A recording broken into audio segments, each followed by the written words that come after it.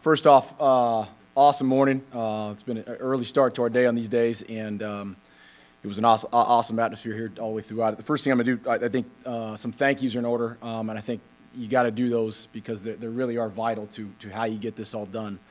Obviously, the coaches and the recruiting staff, and that goes all the way through strength and conditioning, athletic training, nutrition, AT, academics, all our alum, our donors. I mean, people who help us in recruiting, and it may not seem of note, really something that may be at the forefront of everything we're going to put out and type out, but we get none of this done without that. We get nothing done without some of the planes we got to get to and some of the things we got to do and some of the travel we've got to get done, some of the resources needed to recruit the way we recruit the way that you've got to recruit nowadays. And so the Madrigallo family, the Blue family, the Finleys, the Boyds, the Sandcorps, Andy Abu, the athletic department, the Venetian, Delano, the host sites in town at Top Golf, Allegiant Stadium, Dan eventually, the best city in the – I mean, all those things, those are the things every weekend and every day we put our best foot forward. These families are coming into that we've got to sell. There's selling points in everything we do, and none of these guys on this list are accounted for or become part of this family without those resources. And so I'd be remiss not to start this whole thing with that. It's uncharted territory a lot in recruiting right now. We've all seen that. Everyone's on top of it. I mean, this is a whole new world we're living in. And it's exciting. It is not the old world of college football and recruiting as many of us grew up with. You've got to be adaptable. You've got to adjust. You've got to be ready for everything. And you've got to be flexible, and you've got to be proactive in thinking forward. So you're seeing that in some of the ways that we recruited, some of the things you've seen, some of the way that the rest of the country's recruiting. And I've been excited about the way our staff has adjusted to those changes in the landscape. We continue to build brick by brick. I think this first recruiting class, this 22 first cycle here, is another record-breaking group that is going to show that. You got the highest average player rating in the Mountain West. You got the fourth highest average as of today in the player ranking in G5s behind Cincy, UCF, and Houston. Our goal with the first wave of these signees was to sign another championship-level impact player, starting with the high school level and then moving into the junior college ranks, and then moving into the transfer portal, because it's another avenue as well we've dipped into, that have the skills and traits that we need to elevate the process and what we get done and elevate our roster in every way, and not only athletically, but on and off the field. And so that's a huge piece of what we've set forth to do. We're excited about this first wave of group. We've recruited and developed now back-to-back conference freshmen of the year, which I think really played into the staff, played into who we're recruiting, and played into kind of the edge and the movement we're making here right now in our program and in our conference, and let alone the country. So I think there's a great energy in the building. Our players and staff feel it. It's exciting. We've made progress throughout it. Our identity, our brand, our recruiting, our culture, it's all coming out to play, and not just so much out of our mouth. It's coming into play in the people that we're bringing in, the parents and what they're saying, the recruits and how they're responding and how they're taking it home into their cities, and we're going back and hearing them talk about it. So that's exciting. We still have about 15 to 20 spots with great momentum as we move into the second half of recruiting. And we're going to be really picky with that. And it's something you're going to hear me say a lot. We talk about it a lot in this building. I talk about it a lot with the team. I want us to be picky with who we bring inside our walls. I want us to evaluate the right way. I don't want anyone to be able to walk in that locker room we don't feel hasn't earned the right to be in there, albeit character-wise, albeit ego-wise, albeit output-wise. And so we continue to be really picky and evaluate the right way, and we'll do that all the way up until we can't do it anymore. And that nowadays goes all the way through spring.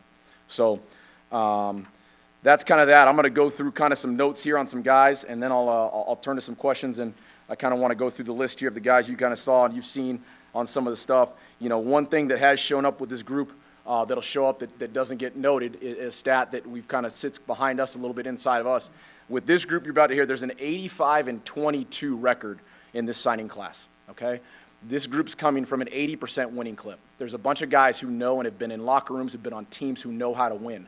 There is a culture about that. There's a trait about that. When you come from winning programs and you go to national championships or you go to state championships or you go to deep into the playoffs and you get used to that, there's a certain amount of innate wanting and willing and understanding that then gets carried on to wherever you go, albeit football, albeit into a business, home, church. There's traits that inherently follow you. This group now with an 85-22 record was important for us to understand. These guys understand and are part of winning places, and that was a piece that we liked. It was a good asterisk for us statistically. The first guy I'm going to talk about is outside linebacker Fischer, came up from Highland High School, 6'7", 230-pound outside linebacker we had in camp. He's was on the state championship team and a state runner-up last year. So 2 times in the state championship in back-to-back years. Championship pedigree, had 10 sacks, top in Arizona, top 10 in sacks in Arizona. Played both ways. You'll hear that a couple times about these guys who played on both sides of the ball, okay? Family, Jennifer, who ran track at BYU, and Chad were awesome throughout the process. Coach Thompson did a great job with them at home in a neighboring state here in Arizona, earned an offer from us at camp. You'll hear me mention that as well, too. This was the first time in our recruiting cycle we've had people on campus. The first time that we've been here in our tenure that we've ever had anybody come through our doors, let alone go out there and be able to evaluate them with our own eyes. And that's been pretty consistent if you go west of Texas. But east of Texas, they've had an opportunity to get people that have come to games and see them and eyeball them in a little different fashion. And so there is some groundwork to be made up. Fischer's got length, he's got leverage, he's got athleticism, growth, power, potential at point of attack, pass rush ability, reactive athletically. Really excited about his ability on the edge. The next guy is going to be safety, Anthony Costanzo from Palmer Ridge High School, 6'3", 210-pound safety DB from Colorado, a former Pac-12 commit, played both ways, 4A Colorado first team, all-conference MVP. Family, Anthony Sr. and Sue were phenomenal in this whole process. Got to meet them on multiple occasions. Comes from a great family, originally from Florida. An instinctive safety, plays really physical, 3-level talent, meaning all the way from the deep safety back into the second level, and can play even at the line of scrimmage if you had to ask him to do so. Play speed, ball skills, range, toughness, confidence, loves football, and that's a big piece. So we're fired up about Anthony in the secondary. The next guy we're going to go through is going to be Darius Johnson from Garden City, a D lineman out of Kansas, originally from Washington, 6'3", 290-pound junior college All-American D lineman, All-American high school wrestler as well. In the trenches, we find some guys who have a wrestling background, usually have good body control, good leverage. They do well with their hands. They navigate the ability to move around in a tight space with big guys really well. Tessa and Bo, his family, were phenomenal on their visit last weekend. Great to meet them. We've met them a couple times. But Darius has got first, second, and third down ability in the trenches, meaning you don't have to, he's not a pass rush specialist. He's also not just a first down guy.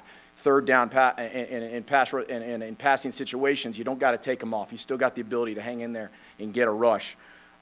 He's got reactive athleticism for a big man, strong as an ox, pass rush skills, first steps, really explosive, really good motor, shed ability, and body control for a big guy was a plus on our side. So fired up to have Darius in the trenches. He gets here also at mid-year, so we're excited about that. Quarterback, Jaden Maiev out of Liberty here locally. Really big get here for us, originally from Hawaii, 6'4", 205-pound quarterback. Going to be here early as well at ACC, SEC, multiple offers in the Power 5, Elite 11 invitee. Played in 2019 in Hawaii, had 3,300 yards, 41 touchdowns. 2021 5A South Region Final at Liberty, went into that championship game, as many of us here locally saw. 10th highest rated UNLV guy to ever sign here in the program. Will and Jarisha were awesome, his parents. And then just a guy with length, arm talent, accuracy, a natural flick out of his hand, accuracy short and long, fluid feet, can get himself into some second chance situations. Arm strength was really, really elite. Mental makeup's going to be good.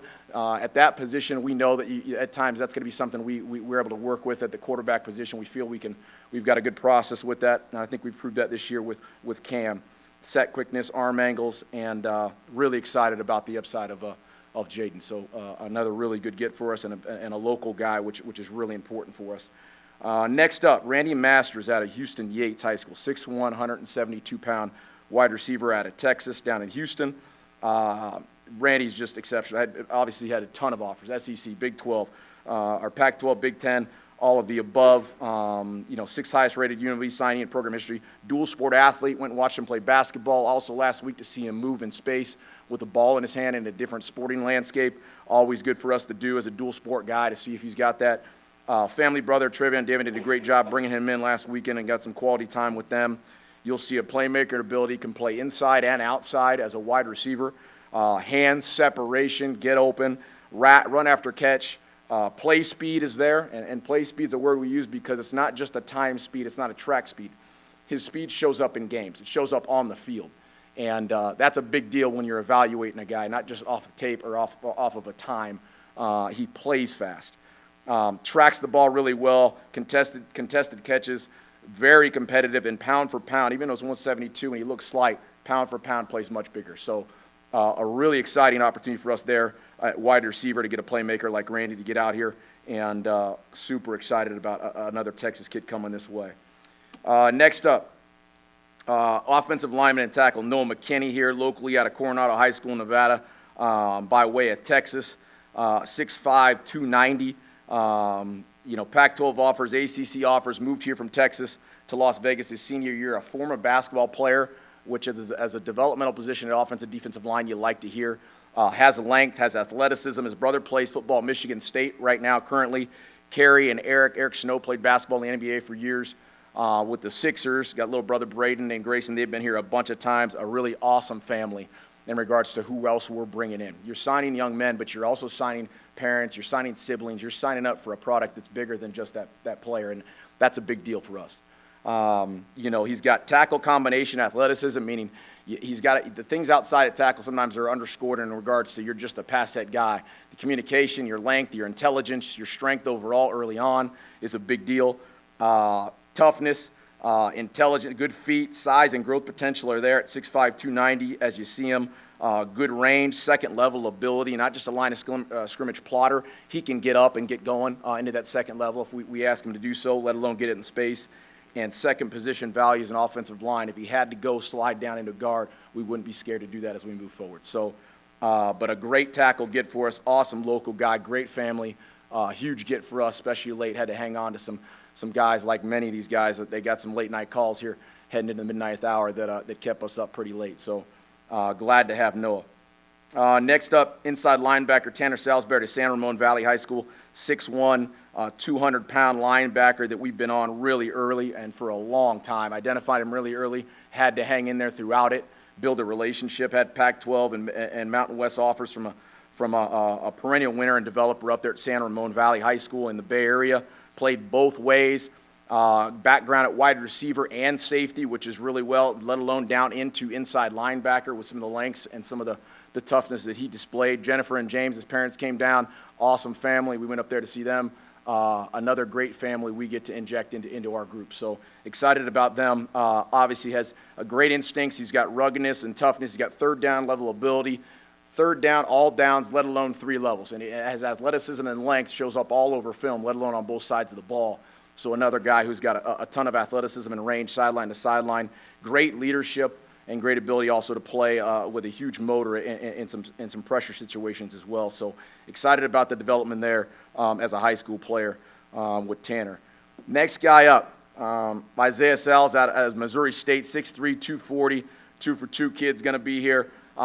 Phenomenal young man, an older guy, more mature. 2020 at 10 games at 46 tackles, 7.5 TFLs, 3.5 sacks. In 2019 at San Diego Mesa. Prior to that, at 69 tackles, 18 TFLs, 10 sacks. Got ranked on many as the #1 junior college DN in the country. Originally from San Antonio, another Texas bred guy. Grandmother Patricia and Daryl were both here last weekend. Had a great opportunity to hang out with them and meet them. A mature guy with athleticism and length, power potential at point of attack, a bigger guy, as you heard, pass rush ability, reactive athleticism, has got a great motor, competes, good shed ability, body control, finish. All those things stick out on tape for a guy we believe can be an immediate impact guy with some maturity on the edge, which is exciting for us, obviously losing Kylan and so on and so forth as we see that play out. Next guy up is inside linebacker Fred Tompkins out of City College in San Francisco. Just won the national championship, 6 foot, 235. Another 2-for-2 guy is going to be here immediately. Top 10 junior college linebacker in the country, top 40 nationally. Multiple offers across all Power 5 and G5 as we've seen. Junior college state championship, as we talked about, him and Jeff, who we'll get to in a second. Mom, Mo, and Senior were great, an opportunity to meet them at their game and continue to cheer them. They came for a official visit during San Diego State. Had an opportunity to see the stadium packed, us rolling, which is a really awesome deal in regards to their feedback on what they saw. Instincts, toughness, tackling, passion for contact is probably the one that sticks out. The ball, when he tackles you, it stops. There's not a fall forward. Okay, he's the hammer, not the nail in a lot of ways, and you can see that, and that physicality is going to be something that's going to be contagious to our group. Next up is wide receiver Jeffrey Weimer from City College, also in San Francisco. 6'2", 205-pound wide receiver, going to be here immediately, a 2-for-2 guy.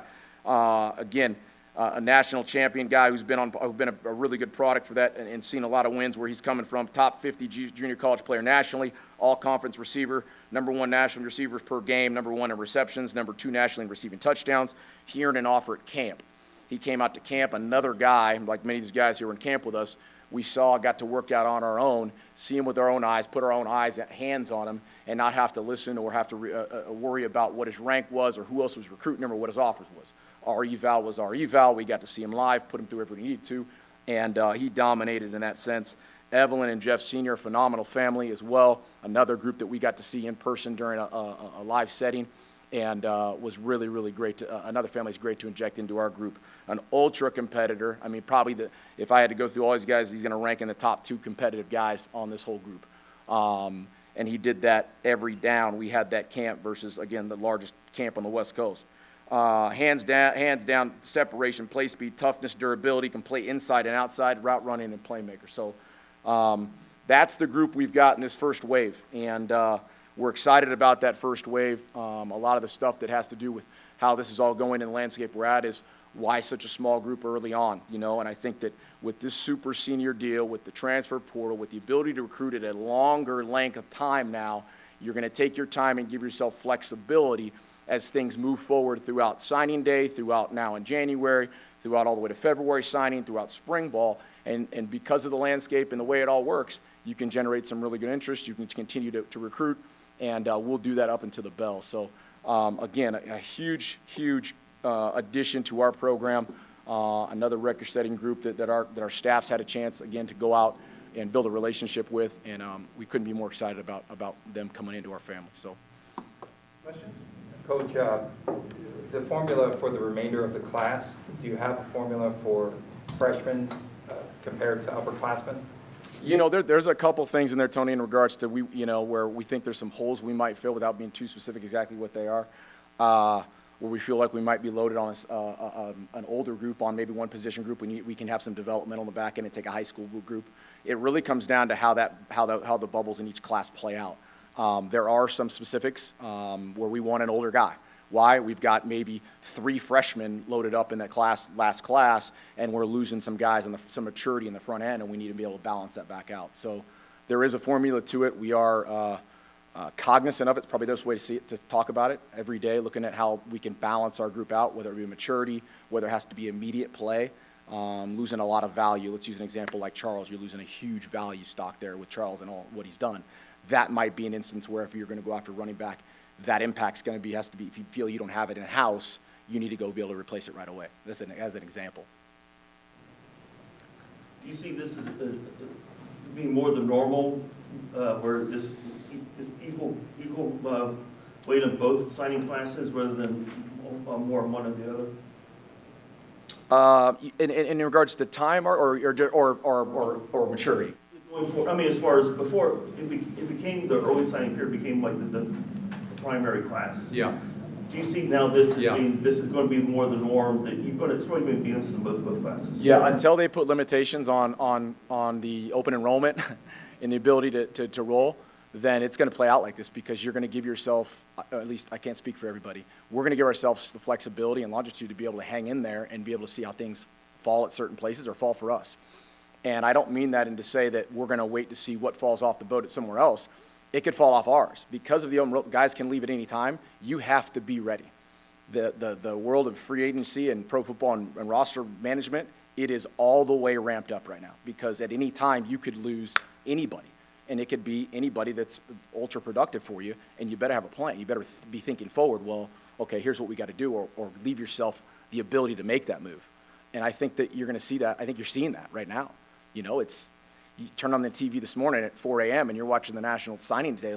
2 years ago, that was a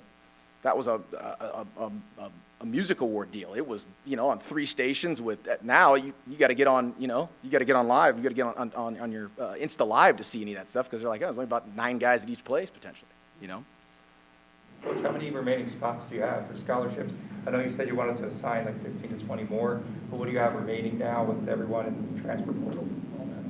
Well, I mean, you're looking at, you can only sign, obviously, you get 25 you can sign in the class, right? And then you've got the new rules with legislation that allows you to replace up into 7 guys, okay? So that's where it'll fluctuate because you say you get, for right now, you're going to get your 25, you got, let's use 10 as the number, but then 3 guys depart your roster, and it's within your 7, you go from 10 to 13. That's why the number's going to flow, and there between, 12, 15 guys left, we're going to still roll, For the first time you use the Fertitta Complex and the Legion Stadium, how big of an impact do you think that had on the guys you brought in for official visits? I mean, it can't be said, it can't be, there's not enough to say about the impact that the commitment this city's made, the commitment this university's made, the commitment all the people that I thanked in the beginning made, has impacted the way we've recruited and the effect it's had on our recruits. Allegiant Stadium, having a dinner in there last night, or last weekend as a recruiting deal and sitting in there, having guys into that stadium during a game, having people into this building for the first time, it's, let alone, I mean, filling it with the right people. I mean, there's a lot of great buildings in the country, right? But they're filled with, you got to fill them with the right people too, and the right commitment, the right process, the right community people that want to back it. It has played a monumental role. I think that that's the number one. It was an overarching theme of why we were so fired up to come here from what places we came. Number two, we believed it would make a difference, and it has. And we believed it make a difference in a time. You got to remember, we believed it made a difference in a time where a lot of people said you couldn't recruit here. Okay, you couldn't recruit to Vegas, whatever it may be. That's not true. You get the right guys with the right eval, with the right ability to relate and talk through it, and that has nothing to do with anybody else. It's just that has played a huge piece of it. The resources and commitment that people made, that when it was not convenient, has paid huge dividends, and we don't take it lightly. We are up in the ante and holding our end of the bargain. Do you think getting the Super Bowl today will help you in that argument as far as for this going, that myth of recruiting against Las Vegas? I mean, not only that, I mean, just the whole myth of Vegas. I mean, the whole thing. I mean, I'm not pretending I lived here forever. You guys, shoot, I'm moving here. I'm crushing those things. I'm crushing the myths that many people did that in my own house, in my own self, in our own building. It's unbelievable. This place is unbelievable, right? We've fallen in love with this place. I mean, as a staff, as a program, as recruiters, and you're seeing it now from people who are coming in, 6 different states again, of kids that are coming in and saying, dude, look at this. We're on a weekend right now with the NFR, the largest rodeo. We got concerts all over. We got a UFC fight. I mean, we got the Raiders here. We're watching an NFL team that's in town here that's maybe on the road. We get the Super Bowl today. I mean, there's what else you want? I mean, this is it. I mean, I've lived in a lot of different places. We all know that. There ain't nothing better than this right now. This is the best thing going.